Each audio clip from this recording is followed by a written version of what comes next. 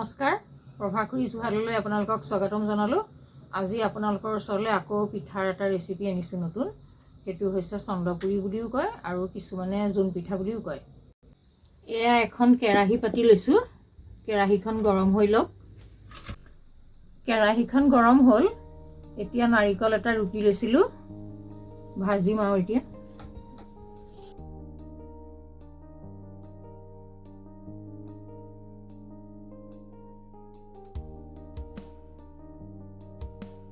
তাৰ লগত 1 কাপ চেনি ললোঁ।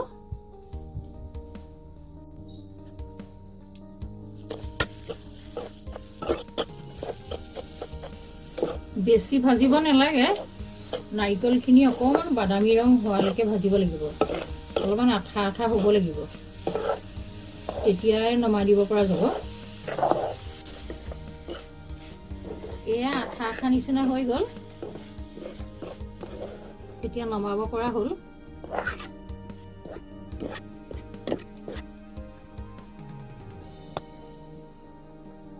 নাৰিকলখিনি ভাজি হ'ল। এতিয়া ঠাণ্ডা হয় মানে এয়া এপোৱামান ময়দা ললোঁ। সোৱাদ অনুযায়ী অকণমান নিমখ লৈছোঁ। অকণমান বেকিং পাউডাৰ ললোঁ।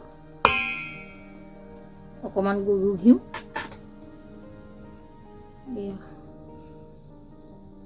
গৰু ঘিউ অলপ ললোঁ।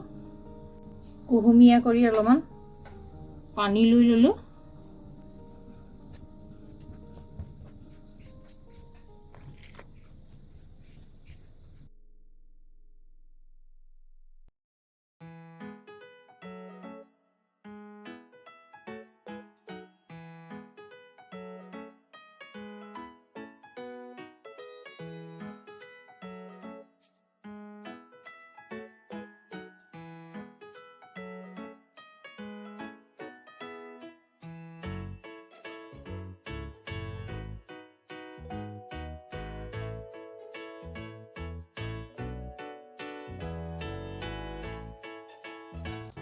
এতিয়া বেলনাখনত অকণমান ৰিফাইন সানি লৈছোঁ লাগি নধৰিবৰ কাৰণে, আৰু এই মাৰিডালতো অকণমান হাতখন খুৱাই দিছোঁ।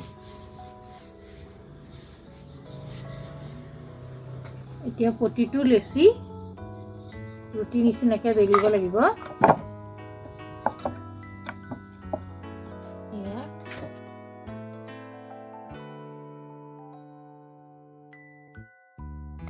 এতিয়া এই ময়দাখিনি ধুনীয়াকৈ বেলি লোৱা হ'ল।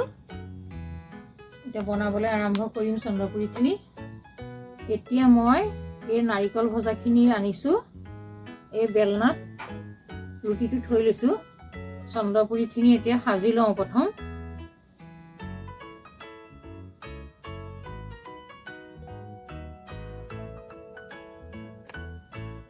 এইটো এনেকৈ অৰ্ধচন্দ্ৰ আকাৰত এনেকৈ মকুটাই কাষটো এনেকৈ হেঁচি দিব লাগিব, যাতে নাৰিকলখিনি ওলাই নাযায়।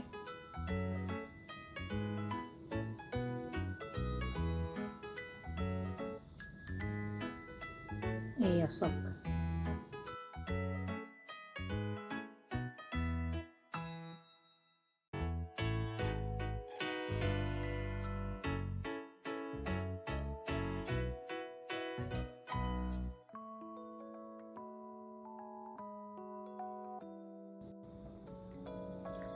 এয়া পিঠাবোৰ সাজি হৈ গ'ল। এতিয়া ভাজিবলৈ আৰম্ভ কৰিম।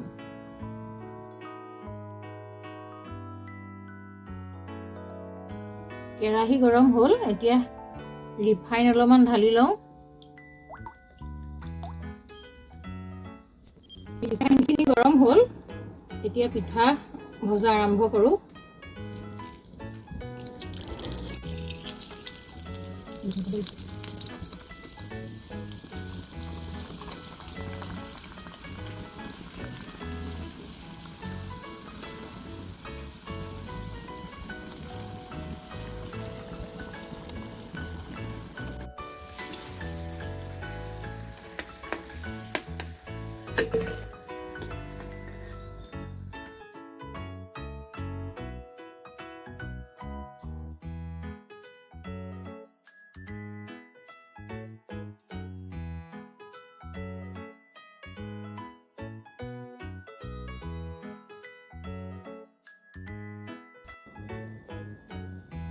এই পিঠাখিনি এতিয়া ভাজি হৈ গ'ল এতিয়া গৰমে গৰমে খাবলৈ বহুত ধুনীয়া লাগিব চাওকচোন কিমান সুন্দৰ হৈছে দেখিবলৈ খাইলা জোনটোৰ নিচিনাই হৈছে কাৰণে জোন পিঠা বুলিও কয় কিছুমানে আৰু কিছুমানে চন্দ্ৰপুৰী বুলি কয় আপোনালোকে আজি মোৰ ভিডিঅ'টো চাই যদি ভাল পালে তেনেহ'লে লাইক কৰিব কমেণ্ট কৰিব শ্বেয়াৰ কৰিব আৰু মোৰ চেনেলটো ছাবস্ক্ৰাইব কৰিব ধন্যবাদ